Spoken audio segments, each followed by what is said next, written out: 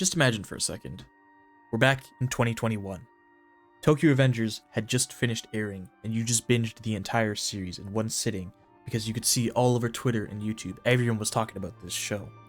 And you were so invested and wanted to see more, so you go to the manga, and you read the manga, and you catch up on it. You read the Black Dragons arc, you start reading the Tenjiku arc, and shit is good. Life is good. You love it. Now we come back here to 2024, February. 2 months ago, Season 3 of the anime just finished, and Season 2 had already happened before that. Yet, you look on YouTube and everything, and there was no word about this show at all. Hell, you didn't even know it existed. So, what happened there? Why the hell is nobody talking about Tokyo Revengers? Now, me myself, I originally, back in 2021, was a super fan of the series. I watched the anime, I loved it, all things considered. Some parts of the animation and such were shaky, and some parts of the story are kind of, not great. But as a whole, the series, it just really brought me in, and I was so invested, and I immediately went to the manga and read it, and I loved it. It was amazing. Hell, I have 2 fucking jackets for the series that I bought, because it's so fucking cool. But we fast forward like a year, and we hear nothing about Tokyo Revengers, nothing at all. So, fans are waiting, and people are waiting.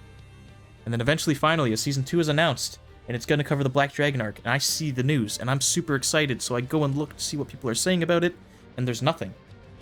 There's nothing anywhere.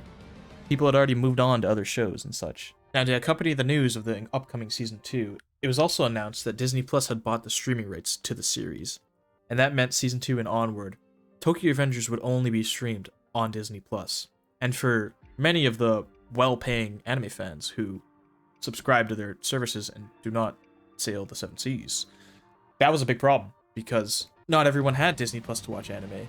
A very few people did, in fact.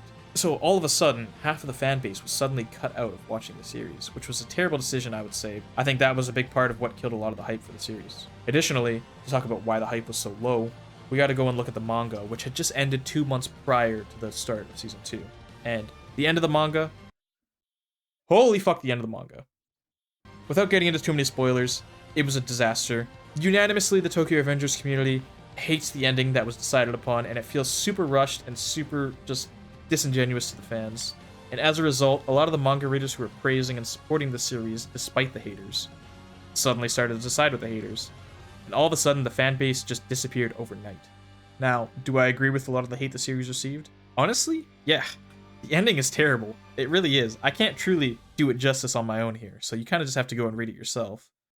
So, having watched Season 2 and Season 3 recently, myself, what do I think? I think they're quite well done. I think it's excellent. Now, do I think that's enough to save the series? No. I think the series has long since died, and I think truly we may never see a Season 4 or a Season 5, and we may never see the anime get fully adapted. But honestly, if they are planning to keep the ending the same, it's probably for the better of all of us.